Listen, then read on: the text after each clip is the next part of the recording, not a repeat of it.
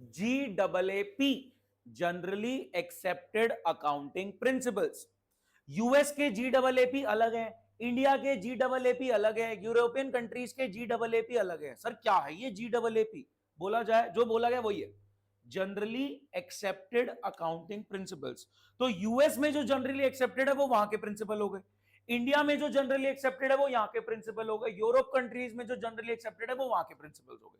Sir क्या है ये प्रिंसिपल्स? सो ये प्रिंसिपल कुछ रूल्स हैं जो एक पैरामीटर डिफाइन करते हैं। सोचो, मतलब एक जैसे फार्म है, फार्म में एक पैरामीटर बंधा हुआ है कि बकरियां सारी इसके अंदर रहेंगी, ठीक है, फेंसिंग लगा रखी है, तो कुछ नहीं है, GAAP generally accepted accounting principle sets अ पैरामीटर कि आप भेड़ बकरी हैं इनके लिए, ठीक है, पैरामीटर के विद इन रह के अकाउंटिंग करें, यानी रूल्स को फॉलो करें, फेंस के बाहर नहीं जाने का। क्या बात समझ पा रहे? तो GAAP generally accepted accounting principles define certain parameters, a boundary with in which accounting operates. तो रूल्स फॉलो करके, कॉन्सेप्ट्स फॉलो करके, दायरे में रह के, पैरामीटर के अंदर रह के आपको अकाउंटिंग करनी है, ठीक है। उसमें तीन आ रहे हैं, basic accounting assumption, fundamental accounting concepts. Fundamental और बेसिक सिनोनिम है, और प्रिंसिपल्स को कई नामों से बोला गया है, principles, rules, concepts, conventions, assumptions. Sorry, इतने नाम क्यों दे देते हैं लोग? क्वेश्चन आता है, नेम बेसिक अकाउंटिंग अजम्पशंस, या फिर आता है नेम फंडामेंटल अकाउंटिंग कॉन्सेप्ट्स। देखो किसी भी नाम से आ जाता, देखना, ठीक है। GAAP क्या है? Generally accepted accounting principles, basic rules that define parameters, की एक बाउंड्री सेट कर दी within which accounting operates. उसमें आ रहे fundamental accounting assumption, basic accounting concepts हैं तीन। कौन कौन से? Going concern, consistency, accrual. अब गोइंग कंसर्न को तसल्ली से समझना। Going concern means that every transaction you're recording in the books, your journal, should be with the mindset that business shall continue for a foreseeable future, कि business की life infinite है, indefinitely चलेगा। क्या बात समझ पा रहे हैं? Going concern क्या कहता है? business शुरू किया है इस सोच के साथ कि सालों साल चलेगा, हमारा कोई इंटेंशन नहीं है स्केल डाउन करने का, शट डाउन करने का। Going concern समझ में आया? Every transaction that you're recording in your books of accounts, your journal, your books of original entry, should be with the mindset, should be with the perspective that business shall continue for a foreseeable future and we have no intention to scale down or shut down our business operation. Hindi में बोले तो business शुरू किया गया इस सोच के साथ कि सालों साल चलेगा, हमारा बिजनेस को स्केल डाउन करने का, शट डाउन करने का कोई इंटेंशन नहीं है, तो ट्रांजैक्शन इस माइंडसेट से रिकॉर्ड होता है। इसमें एक बात बता रहा हूं, ध्यान से सुनना। ये फर्नीचर, ये चेयर कितने साल चल जाएगी? बताओ, ये चेयर कितने साल चल जाएगी? 5 साल। आपका क्या अजम्पशन है? 5 साल। आपका 6। आपका क्या अजम्पशन है? 3। कोई बोल रहा है ये फर्नीचर 5 साल चल जाएगा, कोई बोल रहा है 3 साल चल जाएगा, कोई बोल रहा है 6 साल चल जाएगा। ये टीवी कितने साल चल जाएगा? 10 साल चल जाएगा। आपका क्या अजम्पशन? 7 साल चल जाएगा। कोई कहेगा सर क्या यूज करते हो आप, मारते रहते हो, इसमें 2 साल भी नहीं चलेगा ये, ठीक है। तो सबका अपना अपना अजम्पशन आ रहा है। एक बात बताओ, जब मैं बोल रहा हूं ये फर्नीचर 5 साल यूज होगा, ये टीवी 3 साल यूज होगा, क्या मेरा माइंडसेट गोइंग कंसर्न है? तभी मैं इतने साल बोल पा रहा हूं कि ये एसेट 5 साल यूज होगा, ये एसेट 3 साल यूज होगा, ये एसेट 8 साल यूज होगा। तो कहीं ना कहीं क्या गोइंग कंसर्न का आपका माइंडसेट है, तभी तो आप इतने ईयर्स में उसकी लाइफ डिफाइन कर पा रहे हो। क्या सोच पाए? तो गोइंग कंसर्न कॉन्सेप्ट के वजह से, क्योंकि फर्नीचर 5 साल यूज होगा, क्योंकि ये टीवी 3 साल यूज होगा, आप एसेट को एसेट बोल पा रहे हो। क्या बात समझ में आती है? तो गोइंग कंसर्न कॉन्सेप्ट की वजह से एसेट को उसकी रिकॉग्निशन मिलती है, उसकी कैरेक्टरिस्टिक मिलती है कि इस एसेट का फायदा हमें ओवर द ईयर्स मिलेगा, ये फिक्स एसेट बिजनेस में फिक्स रहेगा, ओवर द ईयर्स हमें बेनिफिट देगा। क्या बात समझ पाए?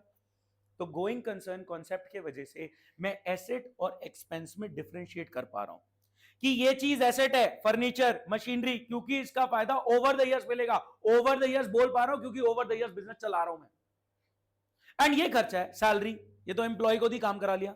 ये खर्चा है बिजली का बिल, ये तो इलेक्ट्रिसिटी एंजॉय करी, बिल भर दिया। क्या बात समझ पा रहे हैं? Due to going concern concept you are able to distinct differentiate between asset and an expense. Asset वो चीज है जिसका बेनिफिट ओवर द ईयर्स मिलेगा, और ओवर द ईयर्स बोल पा रहे हो क्योंकि गोइंग कंसर्न का माइंडसेट है, ठीक है। एक टर्म आई सेकंड चैप्टर से related, capital expenditure, revenue expenditure. Capital कहां एक्सपेंड होती है? सेटअप में, जब आप फिक्स एसेट्स खरीदते हो, रेवेन्यू कहां एक्सपेंड होता है? Day to day routine nature के खर्चों में। कैपिटल एक्सपेंडिचर, कैपिटल खर्च की जाती है बिजनेस सेटअप करने के लिए। जहां पे अगर मैं कोचिंग इंस्टीट्यूट सेटअप कर रहा हूं तो मैं ये विजुअलाइजर खरीद रहा हूं, मैं ये टीवी खरीद रहा हूं, डिस्प्ले खरीद रहा हूं, मैं ये फर्नीचर खरीद रहा हूं, ये मैं एसी खरीद रहा हूं, तो कैपिटल खर्च हो रही है सेटअप में। लेकिन क्या मैं बिजली का बिल पे करने के लिए, रेंट देने के लिए, सैलरी देने के लिए क्या मैं कैपिटल यूज करता हूं? इन जनरल क्या होता है, जो मैं आपसे रेवेन्यू कलेक्ट कर रहा हूं, जो मैं फीस कलेक्ट कर रहा हूं, वो डे टू डे रनिंग में यूज हो रही है।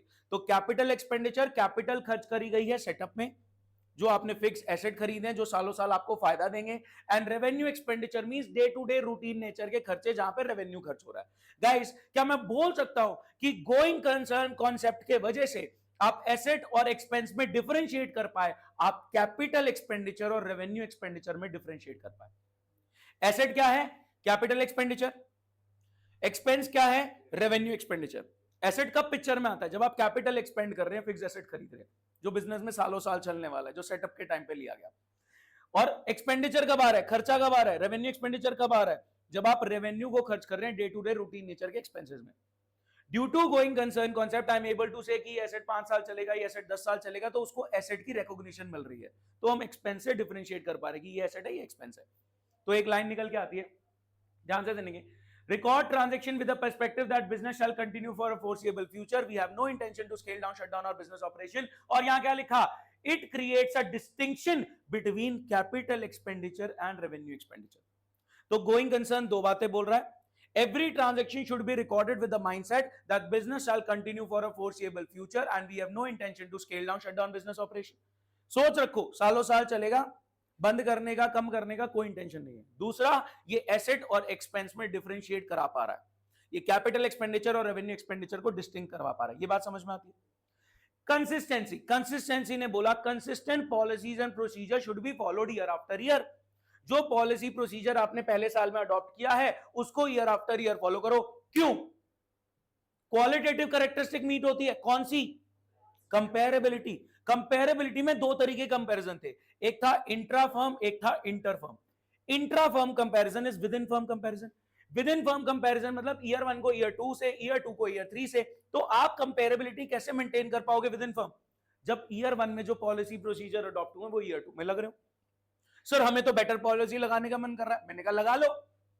सर कंपेरेबिलिटी हिट हो जाती है, फिर कंपेयर कैसे करेंगे ईयर 1 से? मैंने कहा अगर बेटर पॉलिसी मिल रही है ईयर 2 में लगा लो, मना नहीं कर रहे। फिर वो बेटर पॉलिसी अगर कंपैरिजन के सेंस में ईयर 1 में भी लगा के देख लेना कि रिजल्ट में क्या वेरिएशन आता है, फिर आप कंपेयर कर पाओगे। क्या बात समझ में? Consistency says applies policies and procedure similar to that of previous year so that qualitative characteristic of comparability can be maintained. Intra firm comparison maintained रहे, लेकिन बेटर पॉलिसी प्रोसीजर मिल रही है तो आप लगा सकते हैं। सर कंपेरेबिलिटी हिट होगी, कोई नहीं, ईयर 1 में भी वो बेटर पॉलिसी निकाल के रिजल्ट देख लेना क्या चेंज आया, फिर कंपेयर कर लेना। समझ में आई बात? Accrual, accrual is the base of accounting. It's accrual world, accounting की दुनिया अक्रूअल, अकरेंस पे ट्रांजैक्शन रिकॉर्ड होगा, पैसे का लेन देन आगे पीछे होता रहता है। क्या बात समझ पाए? These three are assumed to have been followed। मतलब अगर मैं कोचिंग सेंटर रन कर रहा हूं तो आप एज्यूम करेंगे कि सर का माइंडसेट गोइंग कंसर्न का है, sir consistent policies and procedure year after year follow कर रहे हैं, और सर अकरेंस बेसिस पे अकाउंटिंग कर रहे हैं। सर अगर आप कोई नहीं फॉलो कर रहे तो मैं यूजर्स को डिस्क्लोज करूंगा मैं कौन सा नहीं कर रहा, क्यों नहीं कर रहा, कौन सा इसमें से नहीं फॉलो कर रहा, क्यों नहीं कर रहा। एग्जांपल लेते हैं, मेरे को और आपको एक गवर्नमेंट का प्रोजेक्ट मिला, तो मैंने पार्थ के साथ पार्टनरशिप में गवर्नमेंट का प्रोजेक्ट उठाया, 1 साल का प्रोजेक्ट है, तो क्या 1 साल बाद हम करेंगे कुछ कंटिन्यू? हम दोनों ने पार्टनरशिप में गवर्नमेंट का प्रोजेक्ट उठाया, कितने साल का प्रोजेक्ट है? 1 साल का। तो क्या हम गोइंग कंसर्न है? हमारा माइंड पता है हमको कि अगले साल नहीं है ये बिजनेस, 1 साल में कॉन्ट्रैक्ट खत्म होगा, हमने काम बना के दे दिया, कहानी खत्म। तो क्या हम बोलेंगे ये एसेट है? क्या एसेट का माइंडसेट आएगा कि ओवर द इयर्स? नहीं। तो अगर हम दोनों गोइंग कंसर्न नहीं है तो हम यूजर्स को बता के चलेंगे कि भैया हमारा गोइंग कंसर्न नहीं है, अगले साल हम बिजनेस बंद कर रहे हैं। तो गोइंग कंसर्न माइंडसेट से कहीं ना कहीं एसेट रिकॉग्निशन नहीं दिखेगा। सालों साल क्या बोलेंगे ये 5 साल फायदा, अरे तुम एक ही साल बिजनेस चला रहे हो, ये 5 साल कैसे फायदा देगा? क्या बात समझ पा रहे? कंसिस्टेंट पॉलिसी प्रोसीजर नहीं लगा रहे तो बताओ कि कौन सी बेटर पॉलिसी आपको मिल गई है, कि कौन सी ऐसी पॉलिसी मिल गई जिससे बेटर अकाउंटिंग, बेटर प्रेजेंटेशन निकल के आ रही है जो आप लगाना चाह रहे हो। तो आप बताएंगे कि हम कौन सा नहीं फॉलो, कंसिस्टेंटली नहीं फॉलो कर रहे। क्यों? क्योंकि बेटर पॉलिसी प्रोसीजर मिल गई। अक्रूअल नहीं फॉलो कर रहे तो क्या फॉलो कर रहे हो? कैश फॉलो कर रहे हैं। जैसे इन्होंने एग्जांपल दिया चैप्टर 4 में, एक होम्योपैथी डॉक्टर का दिया, डॉक्टर्स पकड़ के चलो, क्या डॉक्टर अंदर घुसने से पहले पैसे बाहर ले लेता है? ठीक है, तो वहां पे कैश बेसिस ऑफ अकाउंटिंग चल रही है, पैसा पहले, ठीक है, अकरेंस उकरेंस कुछ नहीं हो रहा, पहले पैसा दो, अभी आपको इलाज बता देते हैं। तो these three above three are assumed to have been followed. If not followed, मैं यूजर्स को डिस्क्लोज करूंगा कौन सा नहीं हो रहा, क्यों नहीं हो रहा। We are not going concern क्योंकि हमारा एक साल का प्रोजेक्ट है। We are not following consistency क्योंकि बेटर पॉलिसी मिल गई है। We are not following accrual because हम कैश फॉलो कर रहे हैं। आगे बढ़े, फिर आ रहे, अगर पूछा जाए 3 बेसिक 3 फंडामेंटल, तो आपने यही 3 बताने, कौन कौन से? Going concern, consistency, accrual. फिर इसके अलावा और कुछ कॉन्सेप्ट है। Business entity, it's a separate entity. Owner is considered separate from business, owner ने जो कैपिटल लगाई है, that's why it's considered liability for the business towards owner. क्यों है सेपरेट रखना जरूरी? अगर बिजनेस की सच में जेन्युइन परफॉर्मेंस जानना चाहते हो तो ओनर का पर्सनल मैटर थोड़ा सा साइड रखो। हो सकता है ओनर की कुछ और सोर्सेज ऑफ इनकम हो सकता है ओनर कहीं और लॉस कर रहा हो, वो बिजनेस में नहीं। ठीक है, सोच पा रहे हैं? ओनर के कुछ और सोर्सेज ऑफ इनकम हो सकती हैं, कहीं उसने हो सकता है लॉस करा हो, खर्चा करा हो, वो बिजनेस नहीं। अगर इंडिपेंडेंटली किसी बिजनेस को जज करना है तो ओनर को सेपरेट रखना जरूरी। ठीक है, क्या लिख रहा है? Business and businessman, owner are considered separate. That's why capital invested by owner is considered liability of business towards owner. Owner ने जो कैपिटल इन्वेस्ट की है, he expects it back, क्योंकि हम सेपरेट है। ओनर ने जो कैपिटल इन्वेस्ट की है, he expects it back, क्योंकि हम सेपरेट है। तो कैपिटल बिजनेस की लायबिलिटी है टुवर्ड्स ओनर। क्या इस लोन पे, इस कैपिटल पे हम इंटरेस्ट भी देते हैं? Interest on capital. ओनर ने ड्राइंग्स करी, उससे इंटरेस्ट लेते भी हैं, इंटरेस्ट ऑन ड्राइंग। तो क्लियर कट पता लगता है कि सेपरेट रखना जरूरी है। ठीक है, सेपरेट रखने से बिजनेस की जेन्युइन परफॉर्मेंस भी पता लगती है। आगे, मनी मेजरमेंट, सिर्फ वही ट्रांजैक्शन बुक्स ऑफ अकाउंट्स में, जर्नल में, ओरिजिनल एंट्री की बुक्स में रिकॉर्ड हो पाएगा जो मॉनेटरी टर्म में मेजर हो पाएगा। Only those transactions can be record in the books of accounts, your journal, your books of original entry which can be measured in terms of money. Example, quality of management, caliber of employees, relationship with customer, you cannot measure them in terms of money, that's why you cannot record it. Record क्या हो पाएगा? जो major हो पाएगा, क्योंकि step क्या है? Identify किया हुआ क्या है, मेजर किया जो हुआ है वो कितने में हुआ है, तभी तो रिकॉर्ड होगा। डेबिट क्रेडिट, आइडेंटिफाई किया ट्रांजैक्शन में हुआ क्या है, व्हाट्स द ट्रांजैक्शन, मेजर किया कि जो ट्रांजैक्शन हुआ है वो कितने में हुआ है, मॉनेटरी टर्म में मेजर किया, फिर उसको आपने प्लस माइनस की नॉलेज से डेबिट क्रेडिट में कन्वर्ट करके रिकॉर्ड किया जर्नल में, राइट? तो रिकॉर्ड तो तभी हो पाएगा जब मेजर हो पाएगा। Only transaction which can be measured in terms of money will be recorded. क्या एक लिमिटेशन भी होगी? लिमिटेशन का नाम बताओ। Accounting ignores qualitative element. Qualitative element क्या है? मैनेजमेंट का क्वालिटी, एम्प्लॉइज का कैलिबर, क्षमता, और कस्टमर के साथ रिलेशन, ये सब नहीं रिकॉर्ड हो पा रहे। It's a limitation of accounting. जितनी मर्जी इंपॉर्टेंट बात हो, अगर मॉनेटरी टर्म में मेजर नहीं हो, नहीं रिकॉर्ड होगी। आगे, अकाउंटिंग पीरियड, क्योंकि आपका बिजनेस गोइंग कंसर्न है, इनडेफिनेट इसकी लाइफ है, तो बिजनेस की लाइफ को छोटे पीरियड्स में तोड़ा गया, 12-12 महीने में तोड़ा गया, so that you can assess कि बिजनेस बढ़िया चल रहा है बेकार। क्या बोल रहा है? Since business is a going concern, आपको बिजनेस का रिजल्ट निकालना है, प्रॉफिट है लॉस, आपको एसेट लायबिलिटी की पोजीशन बैलेंस करनी है। पोजीशन यानी balance sheet should be determined at regular intervals, 12 months period. Business चलेगा सालों साल, तो हर साल चेक कर लो कि बढ़िया चल रहा है बेकार, हर साल का रिजल्ट निकाल लो, पोजीशन देख लो बैलेंस हो रही नहीं हो रही। रिजल्ट देखो जरूरी है, और पोजीशन क्यों बैलेंस कर रहे हैं? ताकि पता लग जाए बिजनेस के पास जो है वो सब ओनर की तरफ वो कर रहे हैं, इधर उधर कुछ नहीं होना चाहिए, राइट? आगे बढ़ रहे हैं। फुल डिस्क्लोजर, ये कहता है यूजर को सब बता दो, यूजर्स को सब बता दो। मटीरियलिटी बोलता है यूजर को उसके काम की बात बताओ ताकि वो सही से डिसीजन ले पाए। क्या दोनों कॉन्ट्राडिक्टरी है? यूजर्स ऑफ फाइनेंशियल स्टेटमेंट में इंटरनल एक्सटर्नल आ रहे हैं। इंटरनल में दो, कौन कौन? ओनर और management. Owner is the person who has invested capital into business and wants to know कि रिटर्न ऑन इन्वेस्टमेंट, जो कैपिटल लगा इस पे कितना प्रॉफिट बना। Management wants to know for better decision making in the next year कि इस साल हमने क्या गलतियां करी। एक्सटर्नल में बहुत सारे आ जाते हैं। Creditor, creditor wants to know कि मैं उधार पे सामान बेचूं नहीं बेचूं, वो liquid position, in hand cash देखना चाह रहा है, आपके करंट एसेट्स देखना चाह रहा है। समझ में मेरी बात? और potential investor, potential investor wants to know कि मैं पैसा इन्वेस्ट करूं नहीं करूं, वो आपकी प्रॉफिटेबिलिटी देखने की कोशिश करेगा। Bank with the loan giving perspective, bank कह रहा तुमने पहले कितने लोन ले रखे, पहले ये बताओ, तुम्हारा बिजनेस का प्लान क्या, पता लगे तुम इंसॉल्वेंट हो जाओ। पता है क्वेश्चन कैसे आता है? क्वेश्चन क्या आता है? Who wants to know about your long term solvency position? ये क्वेश्चन आता है, डायरेक्ट नहीं पूछेगा, तो कौन जानना चाह रहा है? Bank. Who wants to know before giving you a long term loan? Bank. ठीक है, क्रेडिटर जानना चाह रहा है कि मैं आपको शॉर्ट टर्म के लिए उधार दूं नहीं दूं, क्योंकि उधार 3-4 महीने का होता है, तो आपकी करंट एसेट्स देखना चाहेगा कि कितने लिक्विड कैश पे बैठे हो आप, कि उधार चुका पाओगे या नहीं। ठीक है, क्रेडिट वर्थिनेस देखेगा मार्केट में। बात समझ पा रहे? Bank wants to know long term financial position, कि आप सॉल्वेंट रहोगे, आपका लॉन्ग टर्म पोजीशन क्या है, पहले पास में ट्रैक रिकॉर्ड क्या रहा है। Potential investor wants to know कि मैं इन्वेस्ट करूं नहीं करूं, profitability. Government wants to know with the taxation perspective कि भैया जीएसटी टाइम से कलेक्ट हो रहा है नहीं हो रहा, पे हो रहा है नहीं हो रहा। और रिसर्चर्स वगैरह रिसर्च बता रहे कि पोटेंशियल इन्वेस्टर अगर इन्वेस्ट करना चाहता है तो रिसर्च अपनी रिसर्च करके बता रहे कि भैया कंपनी में ऐसा ऐसा काम चल रहा है। एम्प्लॉइज भी एक्सटर्नल में आते हैं। एम्प्लॉइज वांट्स टू नो कि भैया बिजनेस ग्रो कर रहा है तो प्रमोशन एक्सपेक्ट कर सकते हैं। ठीक है, नहीं, एम्प्लॉइज एक्सटर्नल में जानेंगे। इंटरनल में आ गए दो, ओनर और मैनेजमेंट। मैनेजर खड़ा है ओनर के साथ। कुछ साल पहले होता था एम्प्लॉइज आर और फैमिली, अब एम्प्लॉइज गाली देके चले जाते हैं, तो एम्प्लॉइज को एक्सटर्नल कंसिडर कर दिया गया। ठीक है, कुछ साल पहले तक एम्प्लॉइज को और employees are family, employees owner को गाली देने लग गए तो एक्सटर्नल मान लिया गया है, बुक ने चेंज कर दिया, पहले इंटरनल में आता था। इंटरनल में कौन? Owner and management. मैनेजमेंट खड़ा ओनर के साथ उसको गाइड करने के लिए। एक्सटर्नल में आ गए एम्प्लॉइज, एक्सटर्नल है, वो देखना चाह रहे हैं बिजनेस ग्रो कर रहा है तो प्रमोशन एक्सपेक्ट कर सकते हैं, सैलरी में इंक्रीमेंट एक्सपेक्ट कर सकते हैं, और बिजनेस खराब चल रहा है तो उनको जॉब सिक्योरिटी के पर्सपेक्टिव से कहीं और इंटरव्यू दे रहे होंगे, तो उनको भी डिसीजन लेना आपके फाइनेंशियल्स को देख के। ठीक है, क्रेडिटर आ गया, शॉर्ट टर्म उधार पे बेचना है नहीं बेचना। बैंक आ गया, लॉन्ग टर्म लोन देना नहीं देना। 5 मिनट।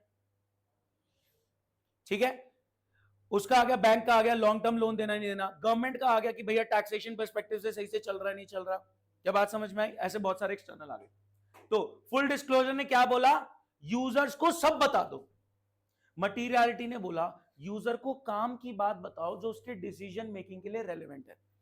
मैं क्रेडिटर को बता रहा हूं, देखा हमारा फिक्स एसेट, वो कह रहा मैं क्या करूं फिक्स एसेट का, मेरे को लिक्विड पोजीशन बताओ, कितना कैश पे बैठे हो, कितना बैंक पे बैठे हो, कितना तुम्हारा डेटर से रिकवरी बनता है। क्रेडिटर डेटर की रिकवरी देखना चाह रहा है कि अगर मेरे डेटर से पैसा आना है तो क्रेडिटर कहेगा हाँ इसके डेटर्स हैं, इससे पैसा आना है तो मेरा भी आ जाएगा। क्या बात समझ पा रहे? एग्जाम्पल लो, मैंने आपके 50 रुपए देने और मेरी बैलेंस शीट में डेटर आ रहे 200 के, तो कह रहे दे ही देगा, इसने 200 लोगों से लेने, मेरे 50 तो दे ही देगा।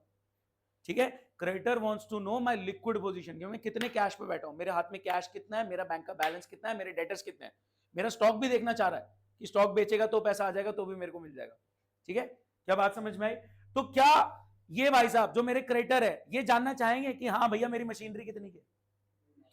मशीनरी कौन जानना चाह रहा है? वो कहेगा बैंक, दिखा जरा क्या गिरवी रख सकता है। समझ रहे हो? बैंक वहां पे पकड़ेगा कि बैंक को बोलेंगे हमारे पास ये मशीनरी, हाँ हाँ लोन ले लो, आपके पास अच्छी खासी मशीनरी, गिरवी रख दो हमारे पास, नहीं दे पाए तो आपकी मशीन दिखा जाएंगे। ठीक है, ध्यान से ये बात समझ में आई? तो मटीरियलिटी बोलता है काम की बात बताओ कि अगला डिसीजन ले पाए, बेकार की मत बताओ। फुल डिस्क्लोजर क्या बोल रहा है? सब बता दो यूजर को कि ये भी जान ले, ये भी जान ले, ये भी जान ले। वो मटीरियलिटी कह रहा है काम की बात बताओ। क्या ये दोनों कॉन्सेप्ट कॉन्ट्राडिक्टरी हैं? तो कौन से दो कॉन्सेप्ट आपस में झगड़ रहे हैं? Full disclosure and materiality. बोल दो 5 मिनट। ठीक है, कौन से दो कॉन्सेप्ट्स आपस में झगड़ रहे हैं?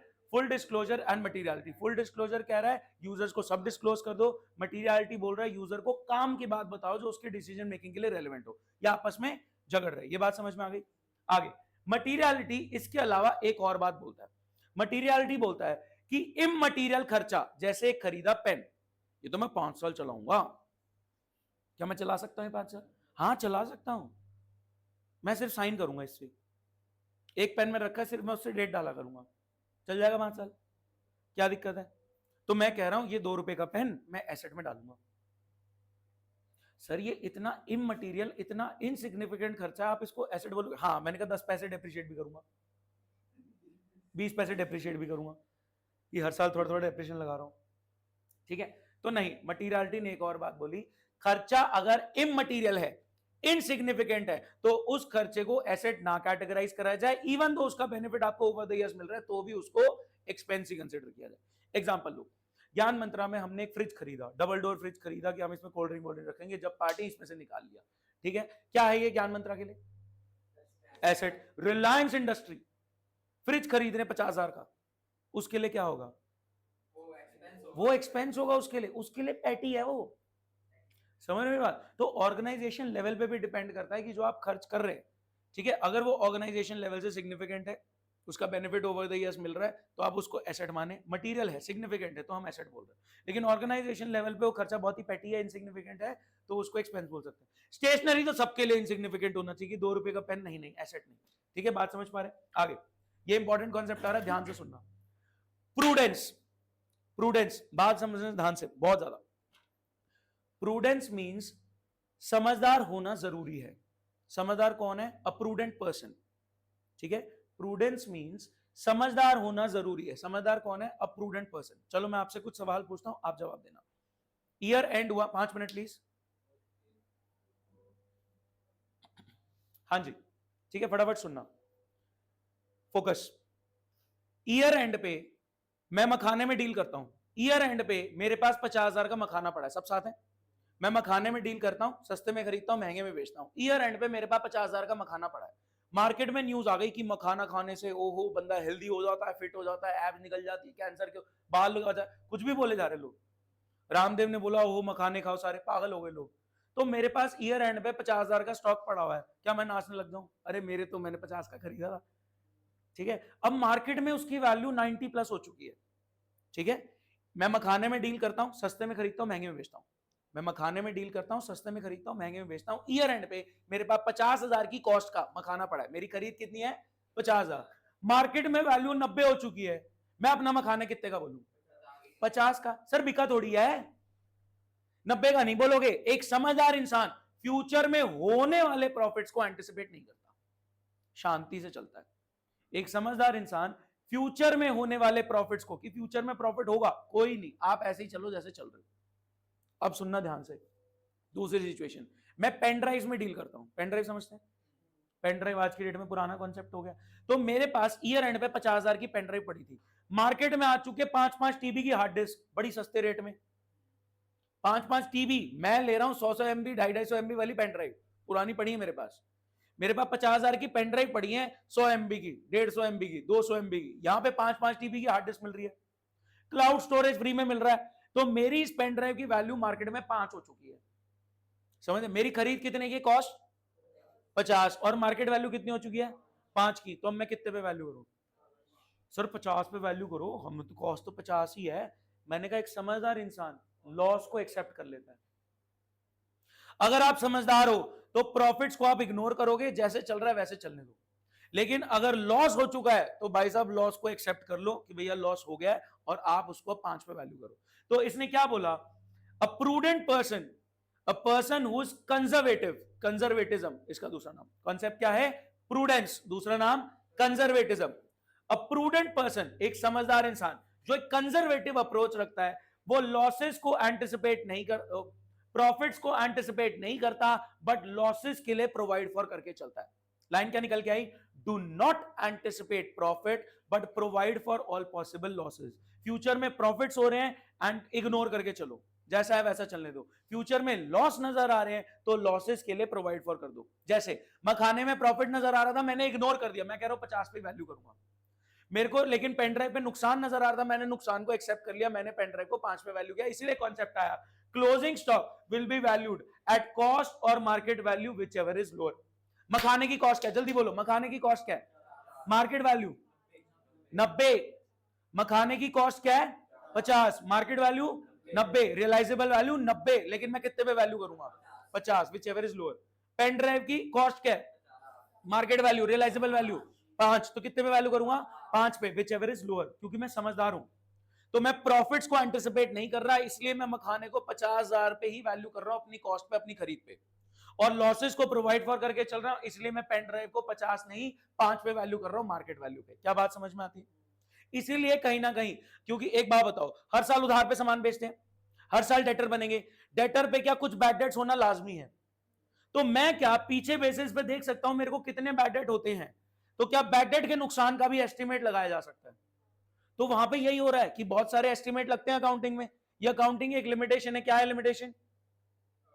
Not fully exact. क्यों? Because it is based on various estimate. Estimate as to कि एसेट 5 साल चलेगा, 6 साल चलेगा, 8 साल चलेगा।